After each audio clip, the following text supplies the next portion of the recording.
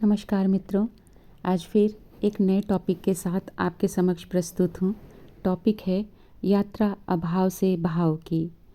वचनामृत में कृतघ्न सेवक राम की कहानी है, जिसकी सेवा नीलकंठ वर्णी जी ने पूरी तन्मयता से की, परंतु वह उनके साथ बहुत गलत व्यवहार करता था। अतः उसके स्वस्थ हो जाने पर भगवान उसे छोड़कर चले गए। अगर हम अपने जीवन में भी देखें तो हम भी वही कृतघ्नी हैं, जो सब कुछ प्राप्त हो जाने पर भगवान को ही भूल जाते हैं और स्वयं को कर्ता मानकर सब सुखों का अधिकारी मानते हैं। अतः अनंत जन्मों तक जन्म मृत्यु के चक्र में फंसकर इन यातनाओं को झेलते हैं। परंतु जब सत्पुरुष का जीवन में पदार्पण होता है तो यह जीवन का यह गहन अंधकार छटने लगता है और सत्पुरुष ज्ञान द्वारा अज्ञानता का नाश करते हैं। जैसे जैसे अज्ञानता हटती है तो सत्य स्वयं प्रकाशित करता है हमारे समक्ष। प्रकृति अपने सारे भेद खोलती जाती है और इस प्रकार सत्य की अनुभूति मिलती है। यह सब भगवत कृपा से ही प्राप्त हो पाता है। प्रभु जी का हमारे जीवन में प्रवेश भगवत कृपा ही है। यह वह प्राप्ति है जिसके आगे लोक परलोक के सारे सुख धूल के समान हैं। अनंत जन्मों की साधनाओं पुण्य कर्मों के फलस्वरूप ही सत्पुरुष हमारे जीवन में आते हैं।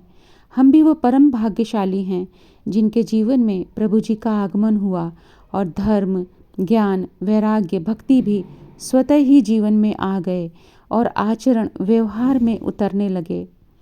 प्रभु जी द्वारा सत्संग के माध्यम से हमारे भीतर से अज्ञानता को हटाकर ज्ञान का प्रकाश का बीजारोपण किया गया और धीरे धीरे ये बीज अंकुरित होने लगे। जैसे जैसे ये बीज अंकुरित होते जा रहे हैं, सत्य स्वयं को प्रकाशित करता जा रहा है। प्रकृति अपने भेद स्वतः ही खोलती जा रही है। पहले जीवन में सर्वत्र अभाव ही दिखा करता था। जो कुछ भी भगवत कृपा से प्राप्त था, दृष्टि उस पर न जा कर के जो कुछ प्राप्त नहीं था, दृष्टि उस पर ही जाया करती थी और मन व्यर्थ ही परेशान होता रहता था। जो कुछ भी भगवत कृपा में प्राप्त था, उसके प्रति आभार न होकर बस शिकायतों का ही भाव रहा करता था। अतः सर्वत्र अभाव ही अभाव दिखता था। प्रभु जी के जीवन में आने तथा ज्ञान का दीपक जलाने से यही दृष्टि बदलने लगी। अब सर्वत्र पूर्णता ही पूर्णता दिखती है। ये समझ आता है कि कितनी कृपा करके करुणा निधान भगवान हमें इतना सुख, यह स्वस्थ शरीर, रिश्ते, मित्र सब कुछ दे रहे हैं और इस कार्य में संपूर्ण सृष्टि कितने अद्भुत तरीके से अपनी सेवा दे रही है।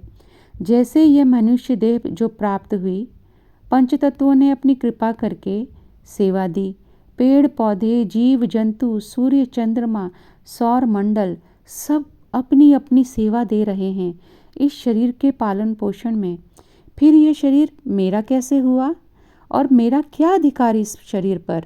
संपूर्ण सृष्टि प्रकृति अपना महत्वपूर्ण योगदान देकर इस शरीर को संभाल रही है और हमें यह शरीर प्राप्त हुआ है भगवत सेवा करने, भजन करने, उनकी बनाई इस सृष्टि को देखकर उनकी महिमा का गुणगान करने और इस सृष्टि को रचने वाले उस रचनाकार का दर्शन उसकी ही इस सृष्टि में करने को।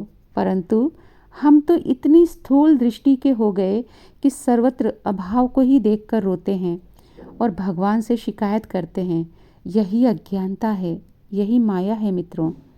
प्रभु जी ने हमारे भीतर की इस अज्ञानता को ज्ञान द्वारा हटाया और हमारी अभाव से भाव की यात्रा आरंभ हुई। आरंभ है ये नए युग का। अब परमात्मा के प्रति आभार है, कृतज्ञता है और अभाव और कृतज्ञता हटने लगी है। यह प्रभु जी की परम कृपा ही है। भगवान और भक्त के बीच सेतु होते हैं सत्पुरुष। बिना सत्पुरुष के यह भाव सागर पार नहीं हो सकता। प्रभु जी की परम कृपा द्वारा ज्ञान चक्षु खुल रहे हैं। हृदय में आभार ही आभार है संपूर्ण सृष्टि व इसके रचयिता परमात्मा के प्रति। तो यह है हमारी अभाव से भाव की ओर की यात्रा और इस यात्रा के सूत्रधार हैं हमारे प्रभु जी, जिनके मार्गदर्शन में यह यात्रा सुगमता और सहजता से हो रही है, करुणा निधान भगवान की इस परम कृपा के लिए और प्रभु जी के हमारे जीवन में आने के लिए हृदय से आभार व्यक्त करते हैं। कोटि कोटि प्रणाम भगवान, आपके श्री चरणों में, आप सभी श्रोतागण के चरणों में भी कोटि कोटि वंदन करते हैं।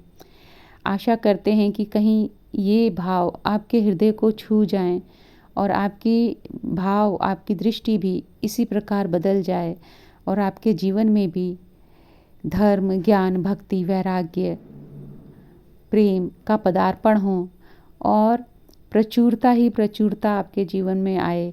इसी प्रार्थना के साथ आप सभी को हृदय से धन्यवाद।